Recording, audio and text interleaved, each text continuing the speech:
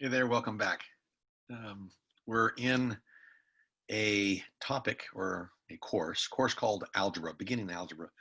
And we're in a topic of expressions, simplifying expressions, and even solving basic equations with usually one variable. So we'll take a look at that. The textbook that I've been using is Martin Gay. And the edition's been, I think, the 6th edition, 7th edition, actually. And let's take a look and see what chapter 2 is all about. Bring up my screen. So we start off by defining what a term is. A term. I'm going to give you some examples first. Just a digit, plain old number, we would call that a term.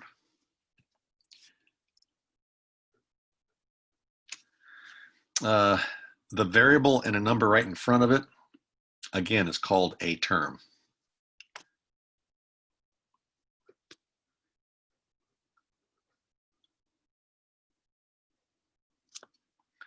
Okay, put a negative in front of the 4, and then multiple variables with even a power or so, again, that's called a term.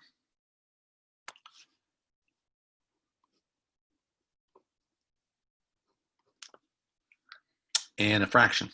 You might even have a fraction, and that's called a term. So those are all terms. Numerical coefficient would be typically, if I look at the first 3, and very particularly the first 2, numerical coefficient is the number that's multiplied to the left of the variable. Typically, that's what we call the numerical coefficient, or to the left of the clump of variables. So here, the numerical coefficient would be -4. Here, the numerical coefficient would be +4. We wouldn't even call or talk about numerical coefficients with something like this, wouldn't. So it's got to be set up kind of specific. Here, you might even just say the number 4 is the only thing you got, which is a numerical, which is like a number coefficient, period. But usually you're going to have a variable in front. So let's do negative xy. That's an example. And then plus x squared over 7 minus 2x squared y squared. Okay, I have what's called 3 terms. 3 terms. 1, 2, 3. 3 terms. The numerical coefficient for this one, I'll say NC. The numerical coefficient of this one is actually -1. You might say, well, where the heck's a 1? It's sort of invisible. There. Oh, yeah. When you have 1 times anything, it's still the anything. So -1, got to include the negative numerical coefficient. All right, this one, NC, numerical coefficient. Well, you might see the 1 out here in front of the variable again. Turns out it's the 7 as well. So 1 over 7. I think I said it's the number, well, if I didn't, it's the number that's multiplied or divided, multiplied in front of the clump of variables. So could I have written this a little differently? Yes. You could have said 1/7 and then times x squared. So the numerical coefficient is in fact 1 over 7.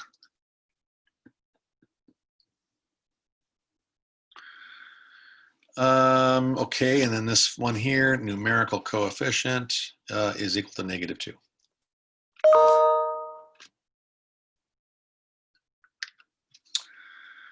Okay, like terms, unlike terms. What's the difference? Like terms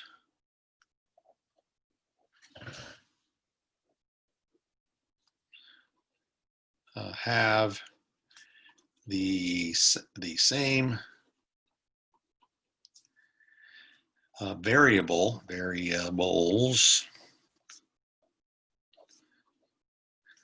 and the same power, which is an exponent,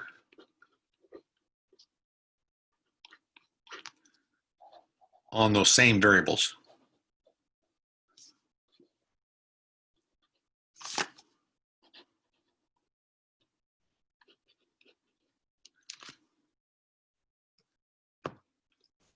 So example,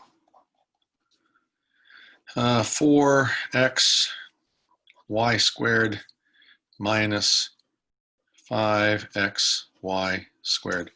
These are like terms, like terms.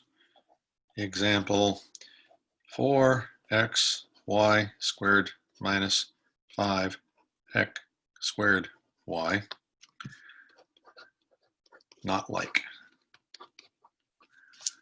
Okay, if they're not like, you can't do anything with them. These are not like.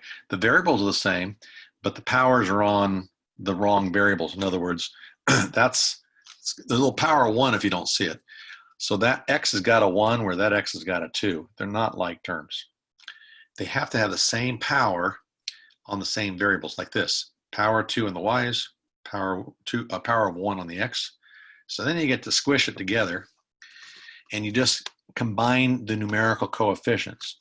So in this case, it's 4 subtract 5, which is -1. So this is combine like terms. So then you'd have -1 x y squared, which you don't have to write the 1, so negative x y squared. And this one you can't do anything.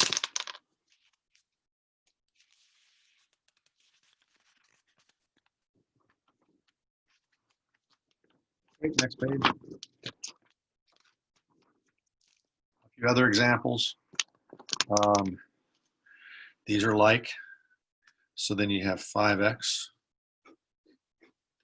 These are like, because they have the same variables. Not like, unlike.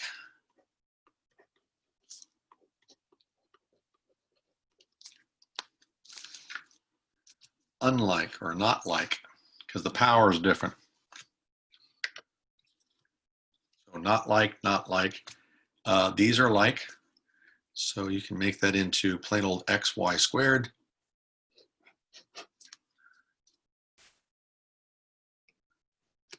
Let's see how many terms I have. I got 1, 2, 3, 4, 5. 5 terms. And the like ones are like these guys. So let's write that out as say -3x's. 3 subtract 6 is -3x's. These two are like. Now I have one of those, so 2 plus 1. 2 of those plus 1 of those, 3 of those y squareds, and then that hangs out by itself. So that would be the simplified version, combining like terms.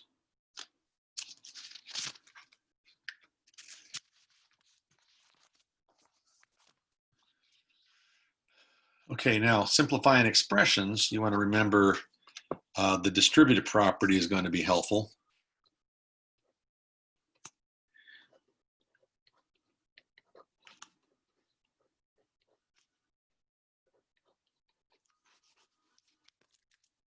So what you want to do is break down the parentheses by giving -2 to everything by multiplication.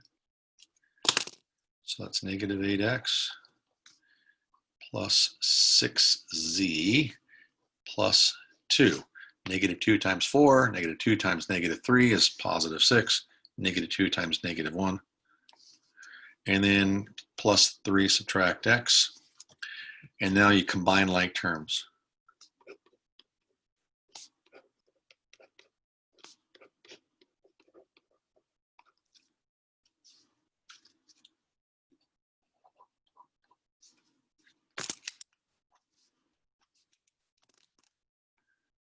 Maybe do the z next. And then finally these guys right here.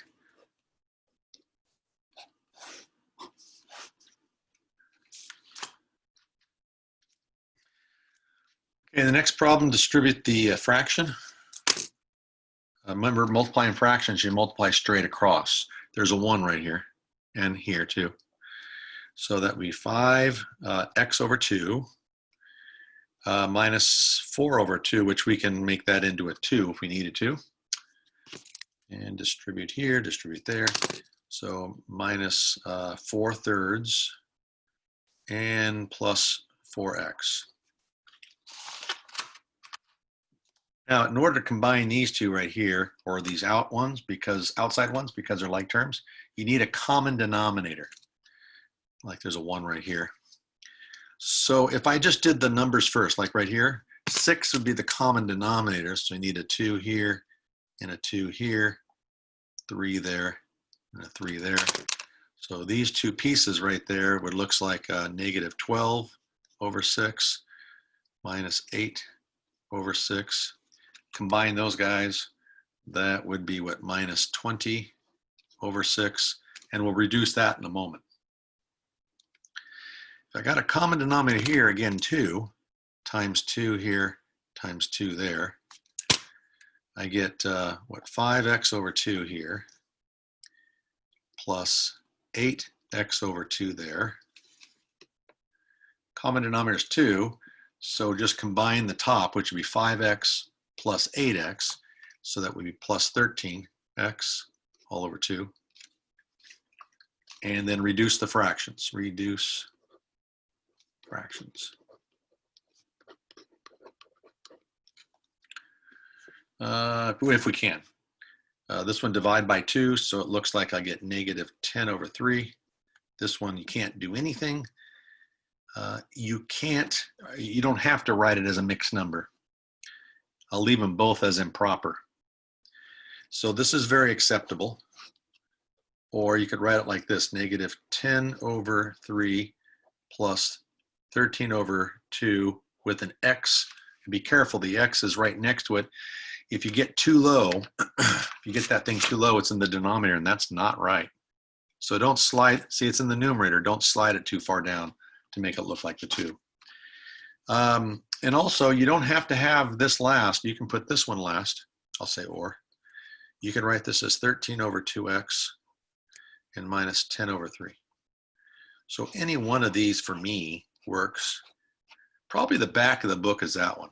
Probably the back of the book's answer. They usually do the variable first and the constant, the number at the end, last.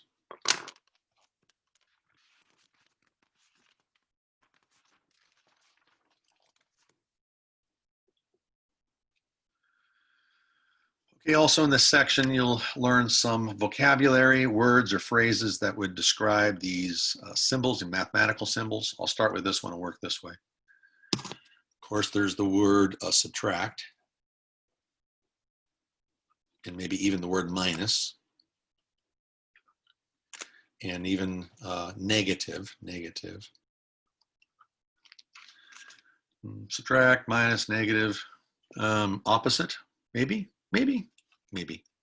I'm not going to put that down. I think, because if I said opposite of negative is a positive, I'm just going to leave off the word opposite. These are the 3 more common ones that you're going to see in this section. This one, of course, is plus. You might hear the word sum. You might see the word add. Over here, you might see times, multiply, product. Sometimes the word of, I'll put that in quotation. For instance, 1/2 of 10. Half of 10 is 5. So it's like 1/2 times 10, which is 10 over 2 and 5. So sometimes the word of would imply multiplication. Over here would be difference. Quotient. Divide. Ratio. Fraction.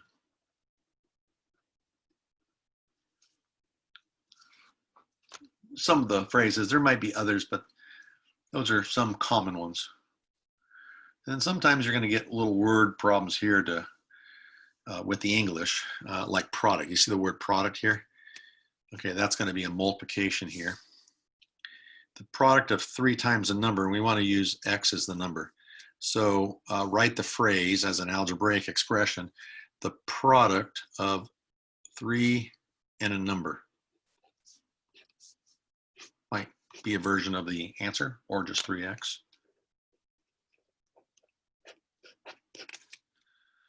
A number subtracted from, I'll come back to this one. This one's a hard one. Students usually get that mixed up in terms of the position.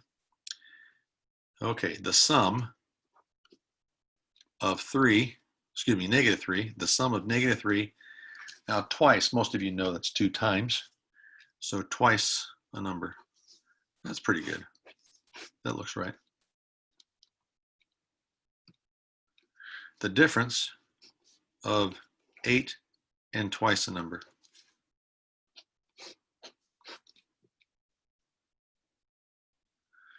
Okay, number 8 and number 12 are the hard ones in this on this page.